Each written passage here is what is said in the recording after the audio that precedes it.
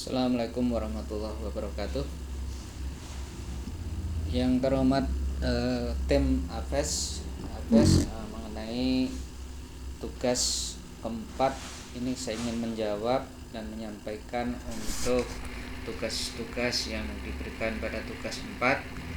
Ada 5 bagian. Yang pertama mengenai asesmen prosedur lengkap di awal, di tengah, dan di akhir di dalam pembelajaran. Kemudian menentukan educational end. Kemudian menentukan goal dari topik yang saya ajarkan. Kemudian yang keempat ini menentukan purpose ataupun outcome dari topik yang kita ajarkan.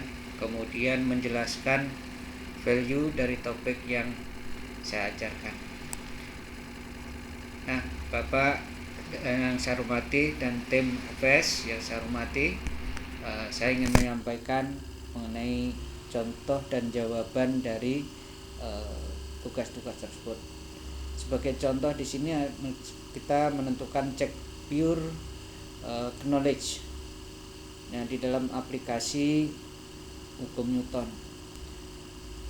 Nah, hukum Newton ini tentunya aplikasinya kita melihat bahwa ketika ada sebuah benda ya, di atas bidang datar, tentunya kita ajarkan siswa menentukan gaya normal, gaya berat.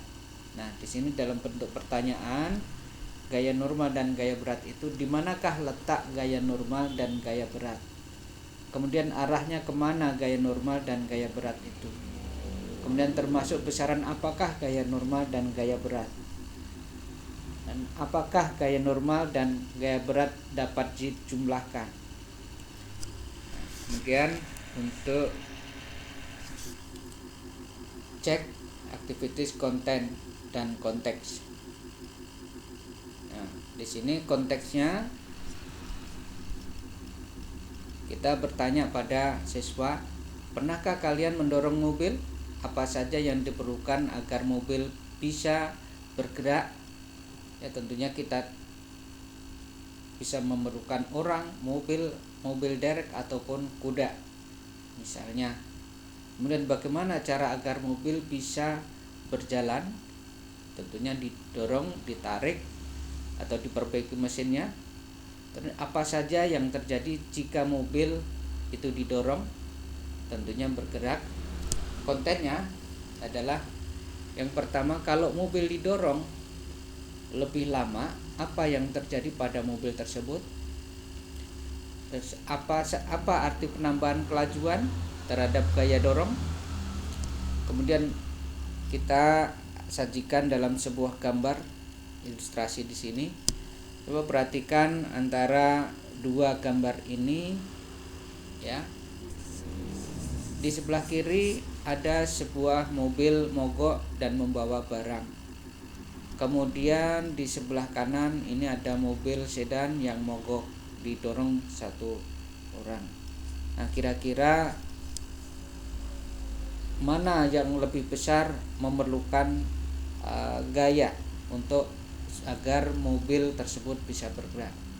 Nah, di sini pertanyaannya, mobil mana yang banyak memerlukan gaya agar mobil tersebut bisa bergerak? Apa saja faktor yang mempengaruhi mobil tersebut dapat berjalan ataupun bergerak? Kemudian berdasarkan faktor-faktor tersebut, bagaimana merumuskan di dalam perhitungan? Misalnya di sini energi. Tentunya kita gambarkan di sini, kita pancing dalam bentuk sebuah rumus. Lalu untuk cek learning goals-nya di sini tentunya dalam bentuk evaluasi ataupun pertanyaan yang selama kita ajarkan. Kemudian dalam bentuk pertanyaan-pertanyaan, di sini saya contohkan ada 2.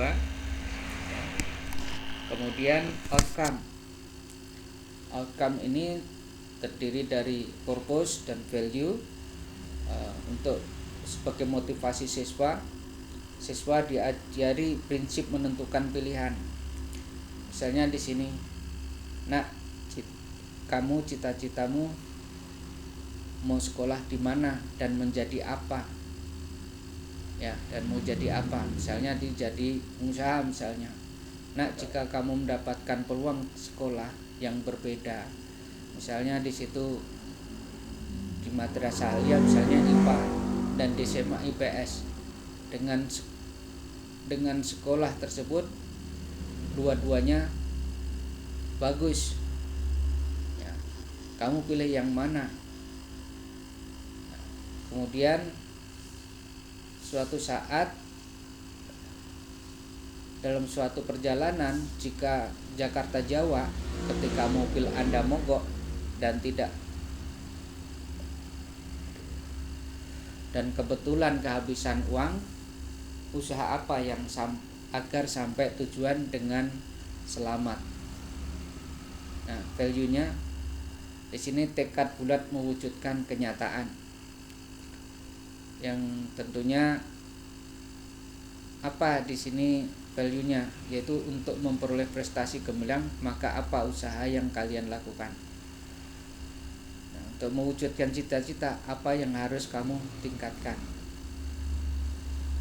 Sekian dan terima kasih. Assalamualaikum warahmatullahi wabarakatuh. Mohon maaf karena masih ada tulisan-tulisan yang kurang pas, ya, untuk itu. Terima kasih. Assalamualaikum warahmatullahi wabarakatuh.